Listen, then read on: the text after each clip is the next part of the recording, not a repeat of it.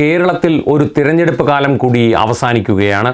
ഈ തിരഞ്ഞെടുപ്പിൽ social media പ്ലാറ്റ്ഫോമുകളിലൂടെയും ദൃശ്യമാധ്യമ ഫ്ലോറുകളിലൂടെയും ഒരു വിഭാഗം മാധ്യമങ്ങൾ നടത്തുന്ന CPIM വിരുദ്ധ പ്രചരണങ്ങൾ മാധ്യമ മര്യാദകളുടെ സർവ്വസീമകളെയും ലംഘിക്കുന്നതാണ്. സർവ്വ കുറ്റകൃത്യങ്ങളുടെയും ഉറവിടമായി CPIMനെയും സർവ്വ തിന്മകളുടെയും പ്രതീകങ്ങളായി പാർട്ടി നേതാക്കളെയും ചിത്രീകരിച്ചുകൊണ്ട് പാർട്ടിയെയും നേതാക്കളെയും സമൂഹമധ്യത്തിൽ താറടിച്ച് കാണിക്കുവാനുള്ള ബോധപൂർവവും സംഘടിതവുമായ നീക്കങ്ങളാണ് അരങ്ങേറുന്നത്. ഇവരുടെ പിന്നിലെ രാഷ്ട്രീയ താൽപ്പര്യം വളരെ വ്യക്തമാണ്.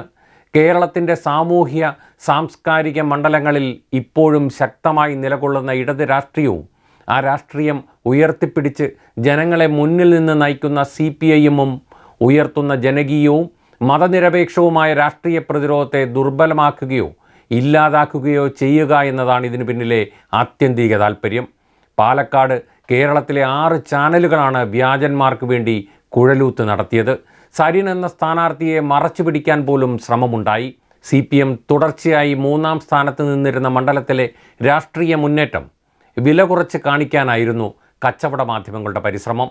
കാരണം പിണറായിയെപ്പോലെ ഒരാൾ അധികാരത്തിൽ വരുന്നതും മികച്ച ഭരണനേട്ടങ്ങളും ജനപിന്തുണയുമായി അദ്ദേഹത്തിൻ്റെ നേതൃത്വത്തിൽ തുടർ ഭരണമുണ്ടാകുന്നതും ഈ ശക്തികൾക്ക് സഹിക്കാവുന്നതിലും അപ്പുറമായിരുന്നു. അതിനിയും ആവർത്തിക്കുമെന്നിവർ ഭയക്കുന്നുണ്ട്. അതുകൊണ്ടാണ് സന്ദീപ് വാര്യർ CPMലേക്ക് വന്നാൽ വാർത്ത എഴുതുന്നവർക്ക് അത് വർഗീയതയുമായി കൂട്ടുചേരുന്നതാവുന്നതും കോൺഗ്രസ്സിലേക്ക് പോയാൽ സർജിക്കൽ സ്ട്രൈക്കായി മാറുന്നതും.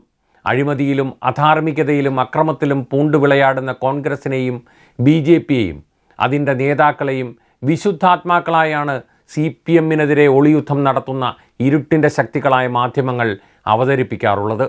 CPMൻ്റെ നേതാക്കളെ സർവ്വ തിന്മകളുടെയും ഉറവിടങ്ങളായി ചിത്രീകരിക്കാനുള്ള സംഘടിത ശ്രമങ്ങൾക്ക് പിന്നിലെ രാഷ്ട്രീയ താൽപ്പര്യം പാർട്ടിക്കെതിരായ കേവലം കക്ഷി രാഷ്ട്രീയ താൽപ്പര്യമല്ല, മറിച്ച് ഈ നാടാർജിച്ച സാമൂഹ്യ ആധുനികതയ്ക്കും പുരോഗമനപരമായ എല്ലാ രാഷ്ട്രീയ മുന്നേറ്റങ്ങൾക്കും എതിരായ നീക്കമാണ്. CPMനെ തകർക്കാൻ ഈ കള്ളപ്രചാരകർക്ക് ആവില്ല. ചരിത്രത്തിലുടനീളം പാർട്ടി ഇത്തരത്തിലുള്ള അനേകം തിരിച്ചടികൾ നേരിടുകയും അതിൽ നിന്നുള്ള പാഠങ്ങൾ ഉൾക്കൊണ്ട് കൂടുതൽ കരുത്തോടെ മുന്നോട്ട് പോവുകയും ചെയ്തിട്ടുണ്ട്.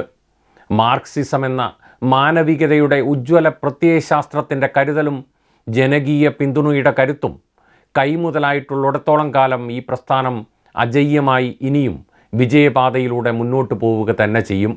അന്ന് പുലഭ്യം പറയുന്നവർ തന്നെ ജയ് വിളിക്കുന്ന കാഴ്ചയ്ക്ക് കേരളം സാക്ഷിയാവും.